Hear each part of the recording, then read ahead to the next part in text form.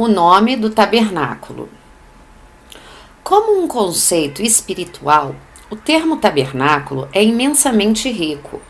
Ele tem a conotação de algo que é verdadeiramente belo para o homem. Lar, abrigo, segurança, habitação, proteção e um local tranquilo de descanso, separado do caos do mundo. A palavra hebraica para tabernáculo é mishkan, que significa habitação ou lugar de habitação, especialmente uma tenda. O Mishkan, que o Senhor disse para os israelitas construírem para a Arca da Aliança, é referida de diversos modos na palavra de Deus.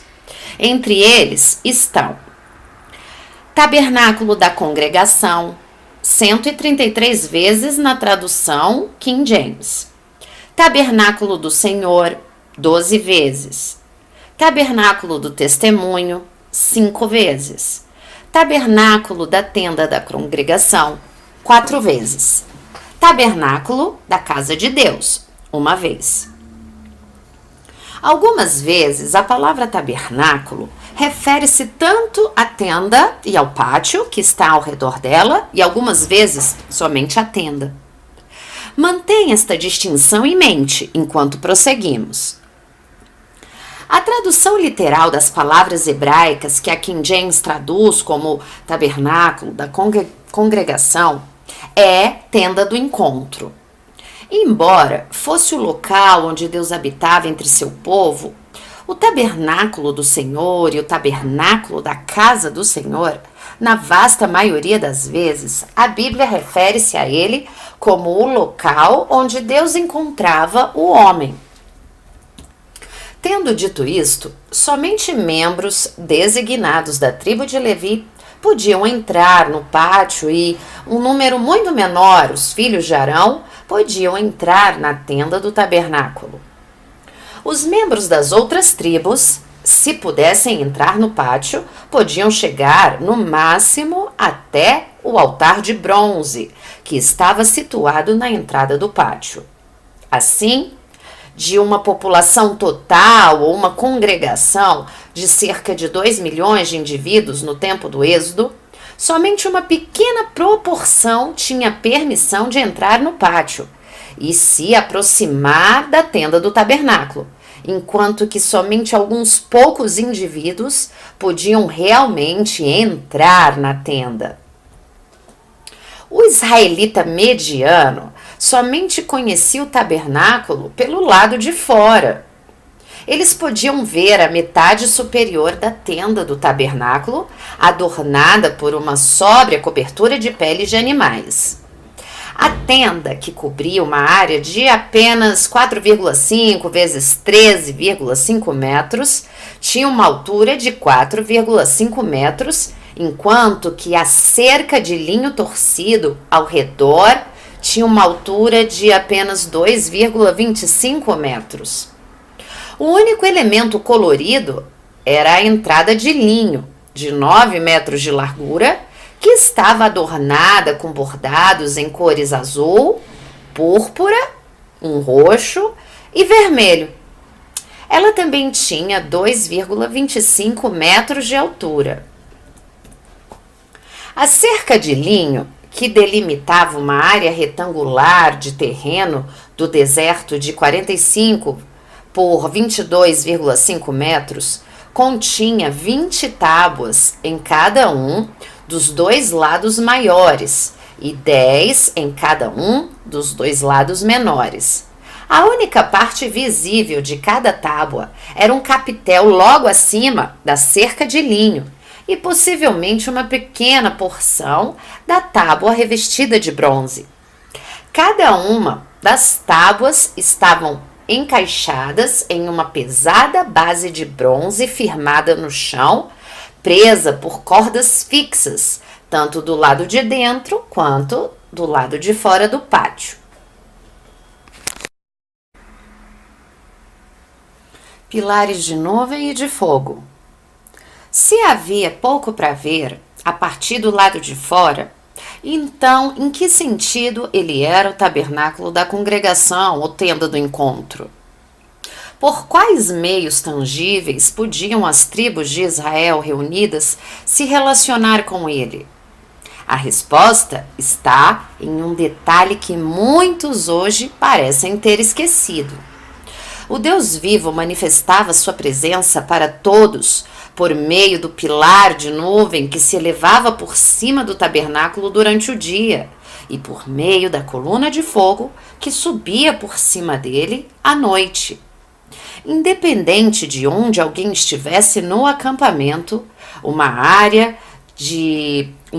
que necessariamente deveria se estender por pelo menos 5 quilômetros de um lado a outro, para acomodar uma população de cerca de 2 milhões de indivíduos, a nuvem e o fogo, respectivamente, sempre estavam visíveis. Eles eram uma consolação tangível e sempre presente para todo israelita, desde a criança mais nova até o adulto mais idoso, pois a nuvem, que se espalhava por cima de todo o acampamento, oferecia proteção durante o dia contra o calor do sol, enquanto que o fogo oferecia iluminação à noite. Estendeu uma nuvem por coberta e um fogo para iluminar de noite. Salmos 105, 39. O dia inteiro, todos os dias, a noite inteira, todas as noites, o Senhor se deu a conhecer ao seu povo a partir de sua habitação no tabernáculo. Além disso, ele fez isso continuamente durante 40 anos. E o Senhor ia diante deles, de dia numa coluna de nuvem para os guiar pelo caminho, e de noite numa coluna de fogo para os iluminar, para que caminhassem de dia e de noite. Nunca tirou de diante do povo a coluna de nuvem de dia, nem a coluna de fogo de noite. Êxodo 13, 21 e 22. É importante também reconhecer que mesmo nesse estágio inicial da revelação de seu programa de redenção, o Senhor abriu a possibilidade para a edificação dos gentios. A congregação incluía uma mistura de gente, como diz em Êxodo 12, 38. Isto é, não israelitas, presumivelmente egípcios e etíopes em sua maioria, que viviam no Egito no tempo do Êxodo e que decidiram partir junto com a migração judaica.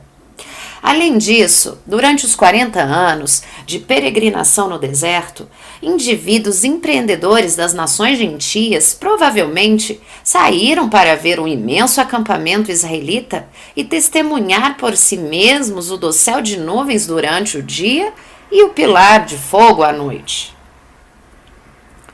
Isaías nos diz que exatamente os mesmos sinais de proteção divina serão visíveis no milênio, quando Cristo Jesus, o Messias, reinar triunfantemente e em perfeita justiça em Jerusalém.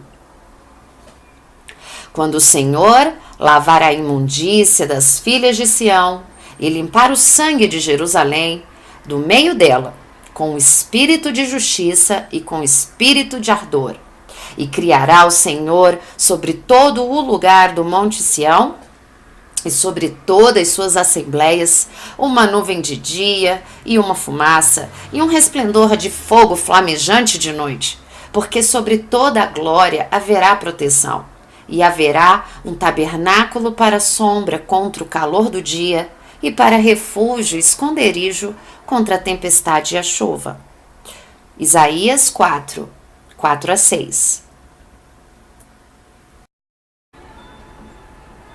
O significado numérico no tabernáculo. Ao considerarmos os elementos constituintes do tabernáculo, precisamos ter em mente a linguagem numérica que o Senhor usou em toda a sua santa palavra. Os números são usados, não em um sentido simbólico ou numerológico, mas como um modo de marcar uma característica ou uma propriedade.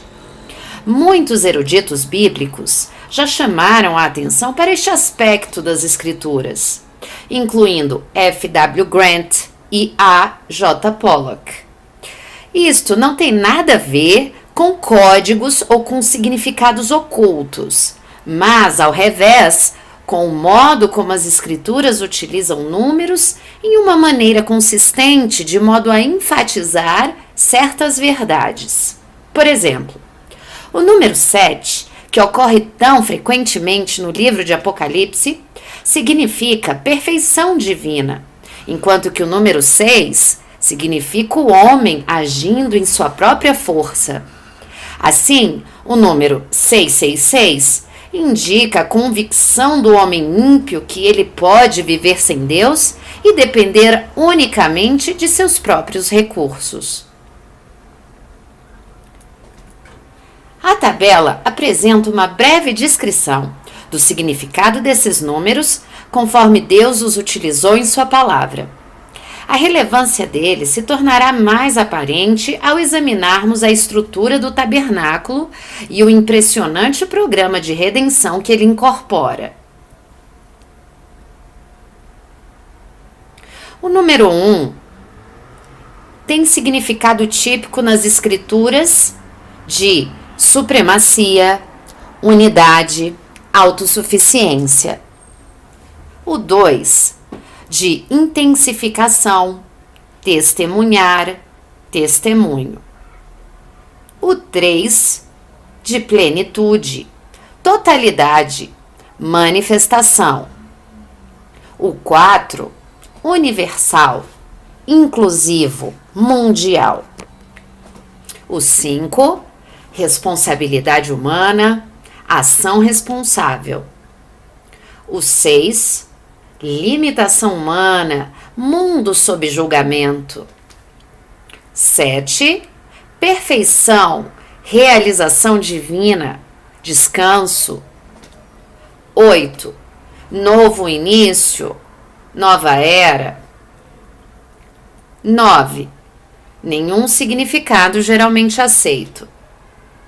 10, universalidade aperfeiçoada. 11, nenhum significado geralmente aceito.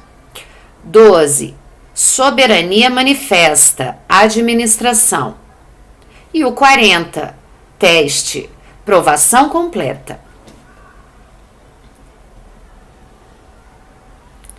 Esses dados foram tirados da Bible Encyclopedia and Dictionary de A.R. Fawcett, The Numerical Structure of Scripture, de F. W. Grant, The Tabernacle's Typical Teaching, de A. J. Pollock. Tenha também em mente, ao estudarmos o tabernáculo, o poder vivo e a relevância ainda atual de todo o verso da Bíblia.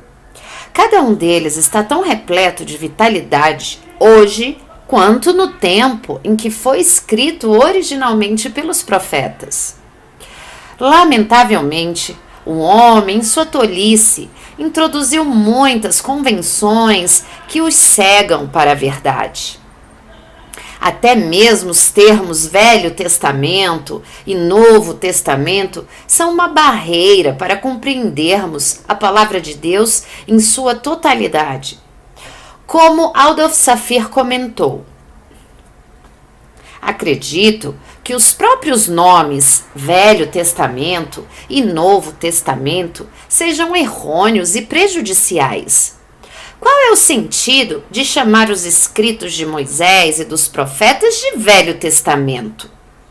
Eles não apresentam a aliança da graça? A doutrina da justificação pela fé?